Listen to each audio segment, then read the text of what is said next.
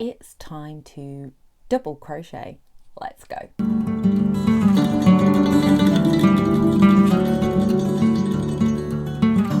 Hi guys, welcome back to my channel. My name is Donna. This is my Wonderland, and today on the channel we are doing lesson 4, I think, of the beginner's crochet course. So we took a break last week so I could show you my temperature blanket and to let you have a go at doing back and forth lines with your crochet.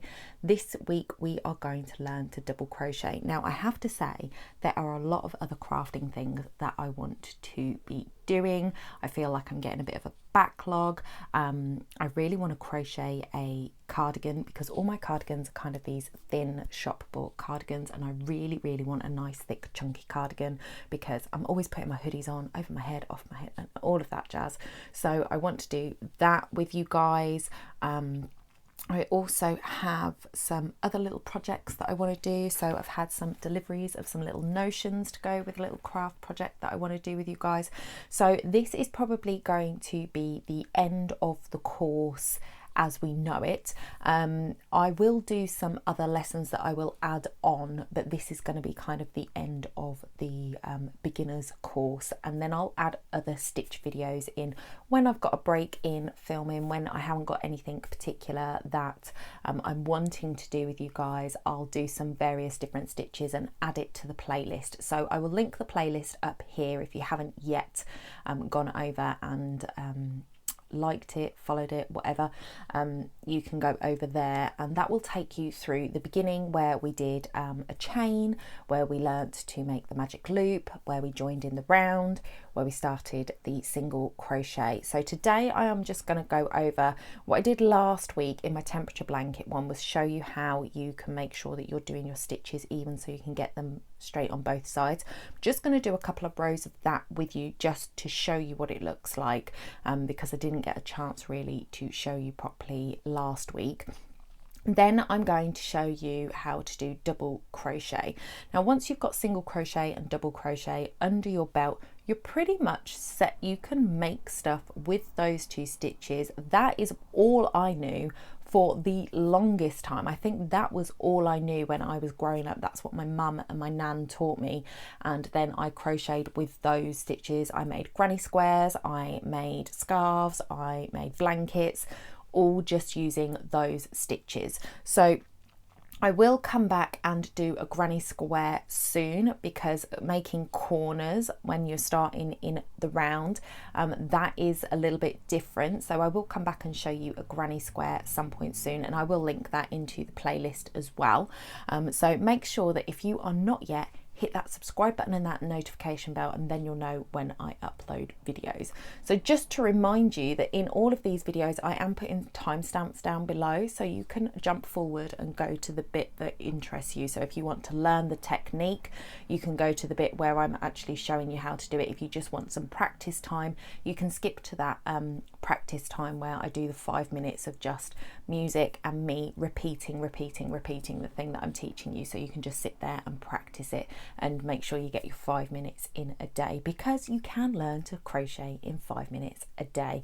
And I always think it's better to do something consistently rather than to pick it up once a week and do it like that. So let me face you downwards and we will jump in and I will show you what I've got on my table. Okay, so here you can see that I have started with a little crochet. So this is 20 stitches along. We are still using the 4mm needle hook, not needle, it's a hook. So 20 stitches. So I chained 20. No, I didn't. I'm lying to you guys. It's 15. So I have crocheted 15 stitches in the chain, and then I did one extra to raise it to the height of the row, because when we're doing single crochet you add one chain for every row you're doing, and then I have just done single crochet for a couple of lines. So what you'll notice is that I have got these stitch markers, and these are actually in the first stitch of the row and the last stitch of the row. So if I come around here and show you, if I just undo this one, take the stitch marker out. So this is the last stitch of this row that we have done. Then you do your chain 1 to raise it to the height of the row, turn your work, and then you don't go into that first space that you've just done the chain. You go into the first one on the row, pull through, yarn over, pull through, and then this V here, this is the one that you need to put your stitch marker in. So open up your stitch marker, put it through both loops there, and do that up. I always struggle with these ones. And then that marks where your last stitch will need to go on the next row. So then you're just going to single crochet all the way along. So you're going through both sides of the chevron on this particular one. I showed you in my temperature blanket video, which I will link above, how you can make the single crochet slightly different if you just crochet into the back loop of the chevron, and that's how I'm doing my temperature blanket. So if you have a look here, because this is facing me, this side here is the back loop and this side here is the front loop. So if you just do your single crochet into the back loop all the way along, you'll get a different look. So if you want to see what that is so that you can extend your variety of stitches a little more, you can go back and look at my temperature blanket. You can also follow my temperature blanket activities on Shorts. I'm putting a weekly update there for you, usually on a Monday, just to show you how that is progressing, and I'm absolutely loving it. We nearly got to 13 degrees this week, so I nearly got to change to a colour I haven't used yet. Okay, so I've got to the last stitch here. As you can see, this is where the stitch marker is, that's the V, so that is the last one of this row. So I'm just going to go through there, pull up a loop, chain a yarn over, pull up a loop, then I can remove that stitch marker from that stitch. And then here's where you know where if you need to do a chain or not. If you've got 2 loops going around it, that means that that was your last stitch. So if you chain over and pull up a loop, you've only got 1 loop around your stitch, so that's when you know you have done your chain. Turn it over, don't go through that first one, that's your chain, go through the second one, and again put in your stitch marker into that V there. And you are not necessarily going to have to do this every project, every time you do it. As you get better and better, you will be able to know which is your end. But just look how straight that is, because I am definitely going into that last stitch. I'm not missing it. I'm not going down the side of the work, and that is something that can happen, especially when you're a beginner. So just to make sure that you are creating those straight lines for the first few projects that you do, at least do this method. It is extra steps, but it just makes your work look good, and you're going to end up with the same amount of stitches that you started with, which is a very big priority when you're doing a project. You don't want a scarf that ends up looking like a triangle. So that is how you keep your ends straight. Now I wanted to show you double crochet. So for double crochet, what you are going to do is it's more yarn overing. That's what we are doing with that. So let me just get rid of this stitch marker and I'll start from this very first one.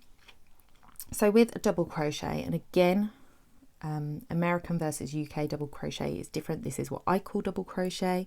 I believe it is the way the Americans do it, is that you are going to yarn over before you go through your V. So you yarn over, so you've got 2 loops on your hook. Then you're going to go through the V and you're going to pull up a loop. So now you have 3 loops on your hook. Then you're going to yarn over and then you're going to pull through the first 2. So you're left with 2 on your hook. You're going to yarn over again and go through those 2. Now this kind of makes a sort of square as it goes along, but you've got 1 on your hook, you yarn over, you go through the V front to back, pull up a loop, yarn over, pull through 2, yarn over, pull through 2. So now we are building, and you can see this is taller than a single crochet, and you have this hole in the middle which you don't really get with the single crochet. So yarn over, through, pull up a loop, yarn over, pull through 2, yarn over, pull through 2, and again yarn over, through, pull up a loop, yarn over, pull through 2, get your knots out your yarn, Donna.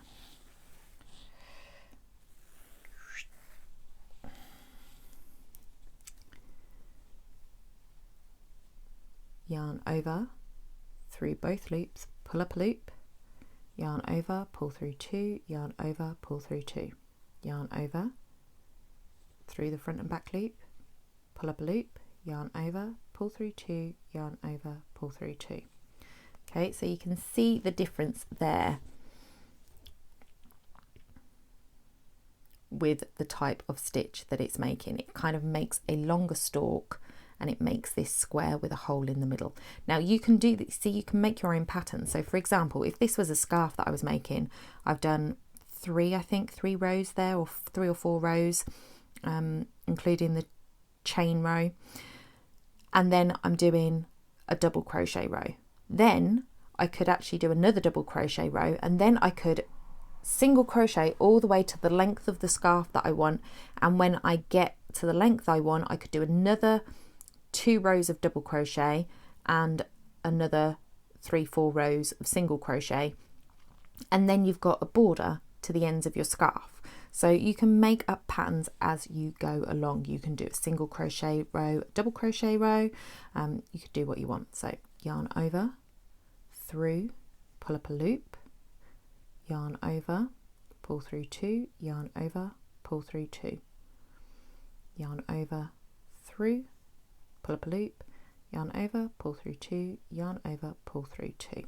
So I think you kind of get the idea there. I will put the 5 minutes practice session up now. So I'm just going to continue to do this. Now, the one thing that you need to do is when you get to the end of the row, you're going to need to raise up. So let me just get to the end of the row and show you what I'm talking about. Okay, so here we are on the last stitch of the row. So take the stitch marker out.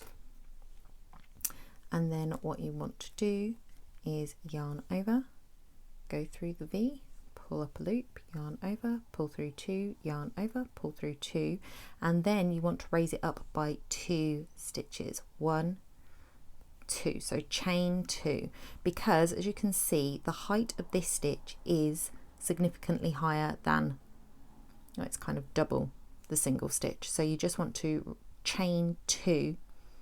Then when you turn your work, you're going to miss those 2 chains that you just did, 1, 2, and go through that first one there. So yarn over, go through the front and back loop, pull up a loop, yarn over, pull through 2, yarn over, pull through 2. Then you would put your stitch marker into that stitch there, and then you would carry on. So I'm going to go through and continue the practice 5 minutes for you. I am not going to be putting the stitch markers in each end because I just want to show you the technique of doing the double crochet. You know where to put your stitch markers, you just need to practice. And this, to be honest with you, unless you're doing a project that you're going to keep, you don't have to do the stitch markers right now. If you drop a stitch, it doesn't matter. We're just practicing the technique of double crochet. So you might want to do some practice where you're setting those stitch markers and just making a small square so you can practice and make sure that you're getting the end stitches. But here today we're doing double crochet, so that's what we're focusing on. So let's jump in to our 5 minutes of practice.